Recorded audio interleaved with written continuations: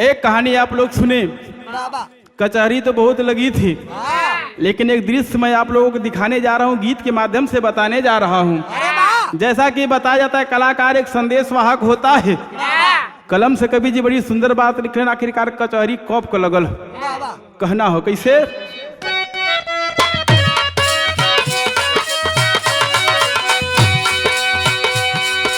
यमपुरी नागरिया बाबू यमपुरी नागरिया में लागल कचहरिया, बैठे रहे सभी दरबरिया ना।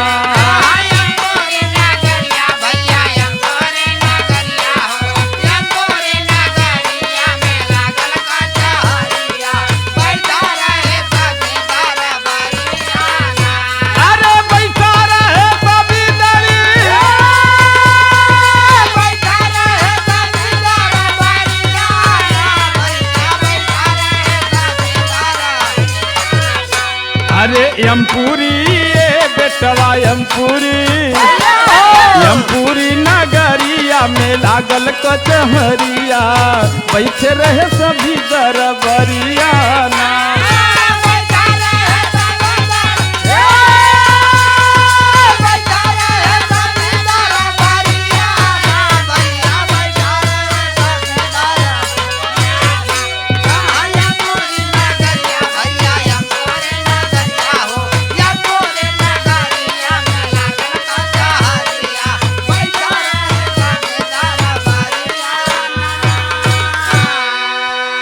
एक बार की बात है, यमराज का दरबार लगा था। सभी दरबारी बैठे थे। दरबारी सब लोग बैठे थे, वहां बाबू चर्चा शुरू भइल। कौने बात का चर्चा भइल? तब बैठे दरबारी यमराज के समनवा, और चर्चा अमृत लोकवा का चला तने चनवा हो।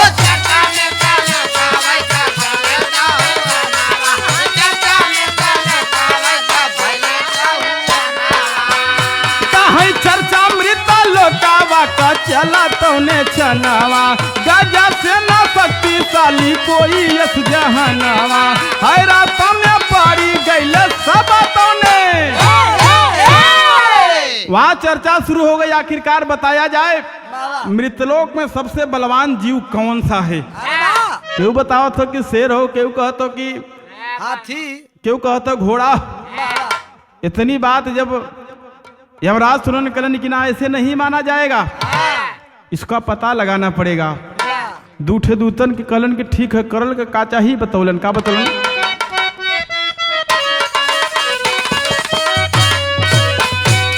कि चले पता ये बाबू चले पता ले वहीम का दूता तौने घरिया, बैठे रहे सभी दरबरिया ना।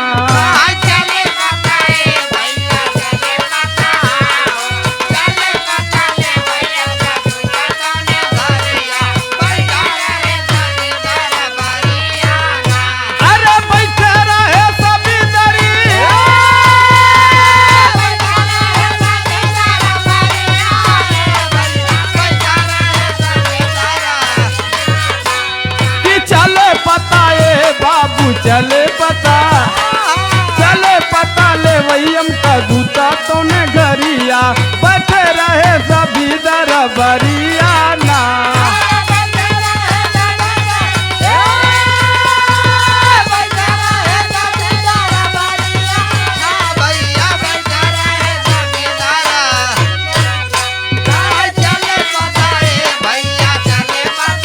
वाह बारे दीपक बा, क्या बात है, बहुत अच्छे।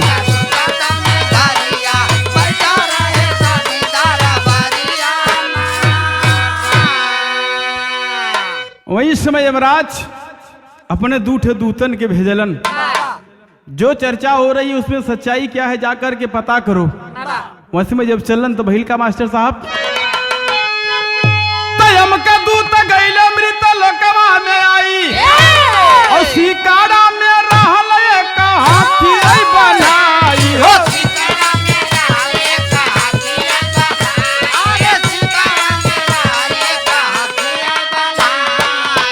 कहीं सिकड़ा रे बेटवा सिकड़ा में मानो मृत लोकावा क बड़ी प्रभुताई कहीं यमराज तुरंत मानो दली। वहाँ चर्चा भइल कि मृतलोक में सबसे बलवान जीव हाथी है। दूत लोग दूठ हेलन तो देखलन हाथी ते बड़ी बड़वार हो, लेकिन एक नान का लड़िका एक सिकड़ा में बांध के जहर चाहता तहर बल्लम रेल देत हो, जहर चाहते तहर घुमावत हो। देखलन दूत लोग घबरा गए, अरे वहां तो चर्चा हुई कि सबसे बलवान जीव है तो हाथी है, लेकिन लगा था यहाँ मानव का प्रभुता बहुत हो। ये बाबू जब सारी बात जाके वहां बतौलन तो यमराज जी कहलन, का कहलन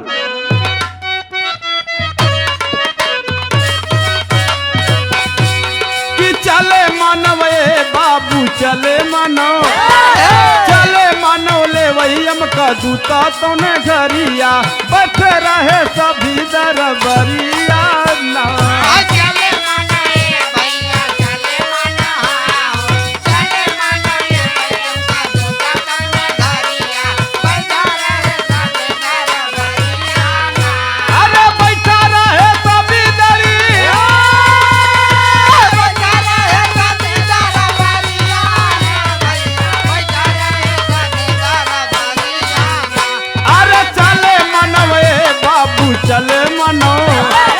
चले मानो ले वही हमका जूता तो ने घरिया बैठे रहे सभी दरबरिया ना।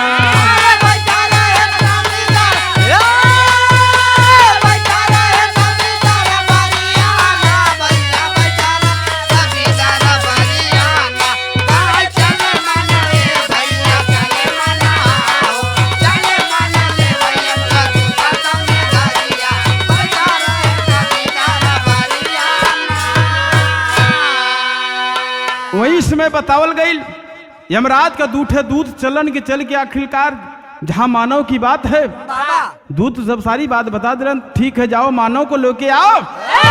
आखिर मनई के लेवे यम का दूत जब चलन तो कैसे चलन मास्टर साहब, तो यम का दूत गईले मृत लोकवा में आई और रहिया में गईले एक लाला जी भेटाई हो।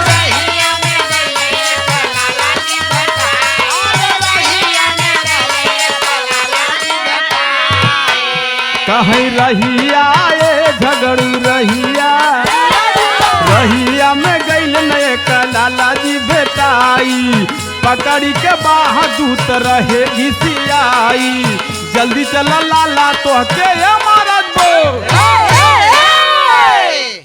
यम को दूध चलन सोचलन आखिरकार मनई मिलीहन कहा अलन। बाबू जब देखलन नीचे मृत्युलोक में टहरत होन कहीं आदमी मिलत ना होन, यमराज का देख रहा कि आदमी के जिंदे लेके आवे। तबले निगाह पड़ल एक लाला जी अपन टोपी लगौले, चश्मा लगौले, हाथ में छाता ले, जोड़त घटावत जात होने के इतना देवे खो ऐसे इतना लेवो खो ने दिया ये नहीं दिया, जोड़त घटावत कुल जात हुन। वही समय यमराज का दूत दोनों बाह के पकड़लन, पकड़ के लेके उड़े लगलन। जब उड़े लगलन लाला पूछलन, रे भाई तुम लोग कौन हो? कहे हम लोग यमराज के दूत हैं। कहीं यमराज कहे चला तो होके बुलाए न, कहीं यमराज हमें कहे बुलान भाई वहां तो सब मरेब जात है न, तू सब जिंदे कहे ले जात है, कहे कि नहीं चला।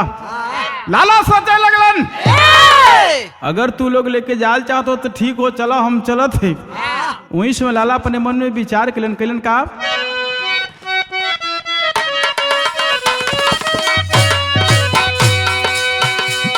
यम का दूता ये बाबू यम का दूता चले भाई के यमपुरी कई डगरिया बैठे रहे सभी दरबरिया ना।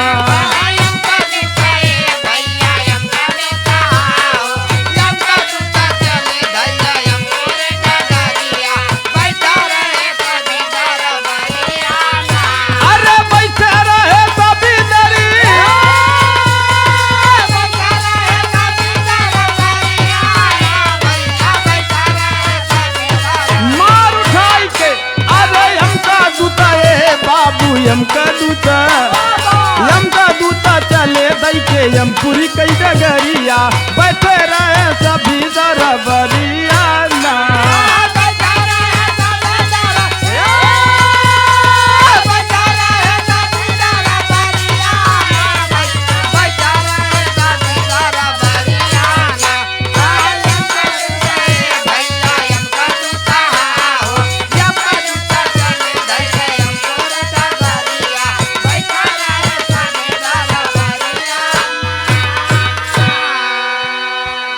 ए बाबू जोनिस में यमराज के दूत जब लेके जाए लगलन लाला के, लाला कुछ दूर गइलन तो मन में सोचलन कि ठीक हो जब आदमी जिंदा जात हो तो कर प्रभुता का हो चाहे कि हम यमराज के बतावल चाहते हैं। वहीं से बाबू हो लाला के लोग बतालन कि बुद्धिमान जाति होलन। लाला अपने दिमाग का हरकत कई देलन। लाला कैलन का मास्टर साहब अंतरा से तरहिया में लाला एक बैरन बनाई और लेके उड़त दूत तब रहे हरसाई।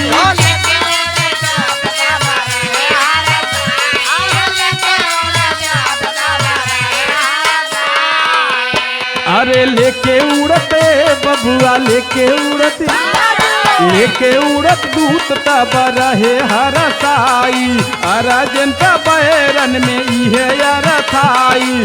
सुनाया महाराज तो के विष्णु जी बो।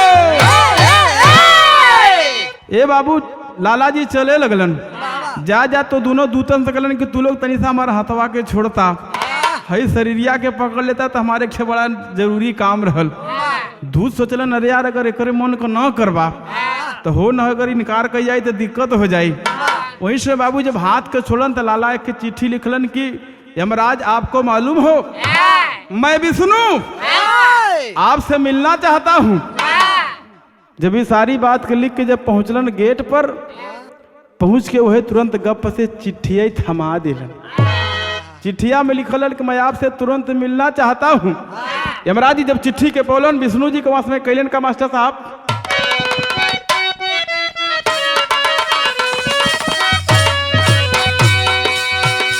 अरे चले मिले बाबू चले मिले महाराजा विष्णु वही गरिया बैठे रहे सभी दरबरिया ना।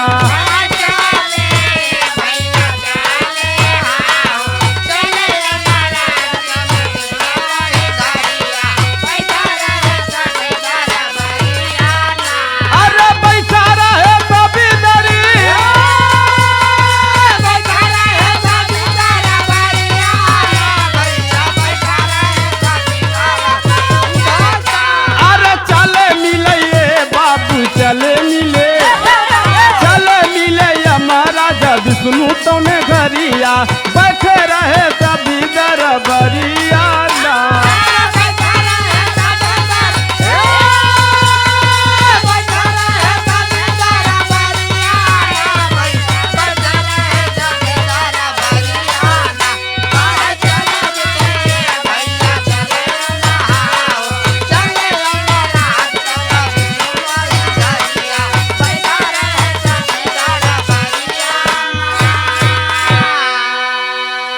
जब चिट्ठी के पौलन उसमें लिखा रहल सारी बात पढ़ के यमराज जी कांपे लगलन कर विष्णु जी का आदेश हो तुमसे मिलल जरूरी हो। वहीं से बाबू देखा यमराज जी कैलन का मास्टर साहब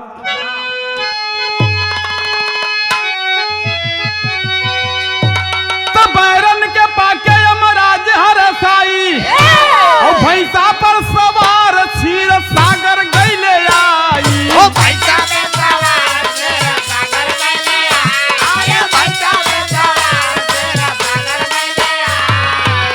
कहीं भैंसा पर बेटवा भैंसा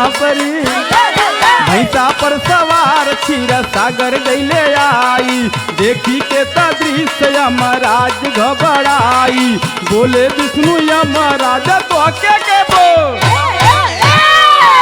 जोनिस में यमराज अपन भैंसा ले लेहान पहुंच गए क्षीर सागर में हन हन जात। विष्णु जी देखन कहें का हो ए यमराज यहाँ तू कैसे कहें अरे प्रभु चिट्ठी भेजे है देखा उमा पूरा लिखल कि यमराज मैं विष्णु आपसे तुरंत मिलना चाहता हूँ।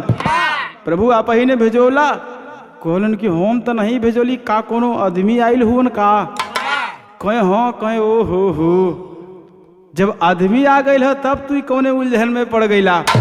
विष्णु जी कहलन कि यमराज तुरंत जल्दी से जाना है वो आदमी कुछ उल्टा का पुल्टा कुछ कह दे। यहाँ अलन तो अपने महाराज के जगह कुर्सी पर बैठ के लाला करत हो का करे मास्टर साहब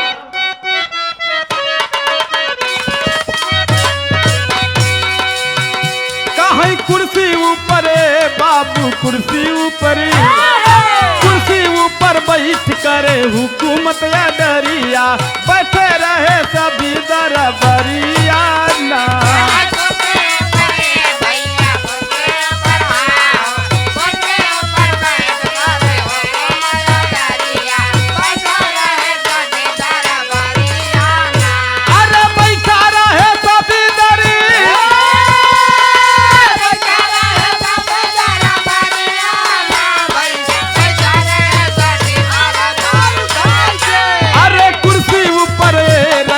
कुर्सी ऊपर, कुर्सी ऊपर बैठ कर हुकूमत या डरिया, बैठे रहे सभी दरबरिया ना।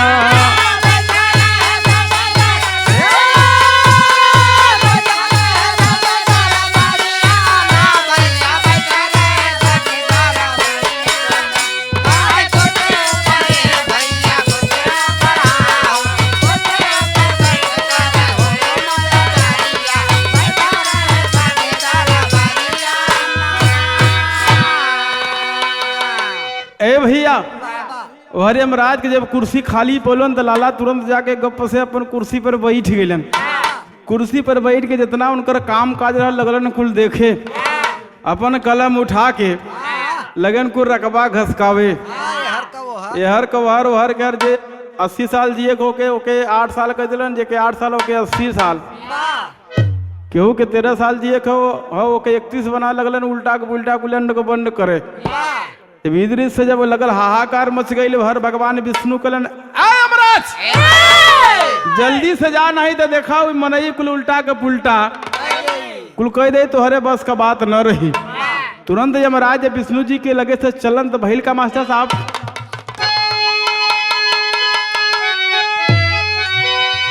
तो यमराज के लाला जब गेटवई पर देखी और कुर्सी ऊपर बैठ खूब झारई लगन देखी,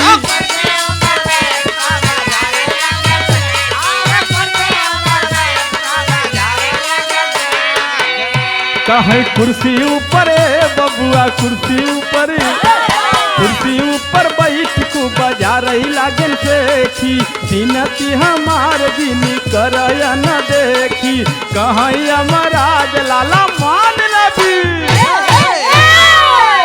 यमराज जब उधर क्षीरसागर से वापस भैलन, जब गेट पर पहुंचलन तो गेट मैनू ने रोक दिया। आप कौन हैं? कहाँ जाना चाहते हैं? यमराज कहे करे तोहन के मालूम ना है, हम तोहन का मालिक हई, देखत ना एक भैंसा ले ले हई, चुनाव चिन्ह साथे बा, चुनाव चिन्ह साथे हो तो तू लोग पहचानत ना हुआ हमके। करण के नाथ हमहन के मालिक हुआ, देखा कुर्सी पर बैठ के टोपी लगाए। इतनी बात जब यमराज सुने कि हमारे सामने आदमी का बखान हो, तो लाला के सामने हाथ जोड़े कहीं भैया जवन करे तो ठीक ही करे, अब तू चला जाते। लाला कहीं नहीं वैसे मनई के करतब तू जाना चाहत, देखा मनई के लीला हो दिखाई, तू थोड़े समझ में कुछ आइल है। आदमी अगर जिंदा एक यहाँ बैठा दे बता तुहार पूरा तहस का कुछ हो न पाए। आखिरकार यहाँ बात उठल कि लाला भैया वहाँ है के नीचे कवि जी खानदान के परिचय लिखलन बेटा।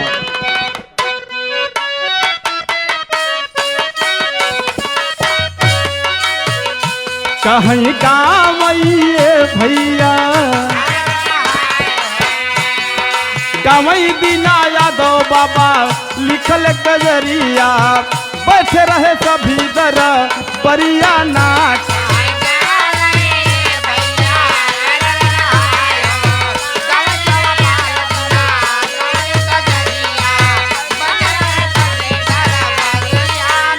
कहीं कामैये भैया कामई बिना यादव बाबा लिखल गजरिया, बैठ रहे सभी दर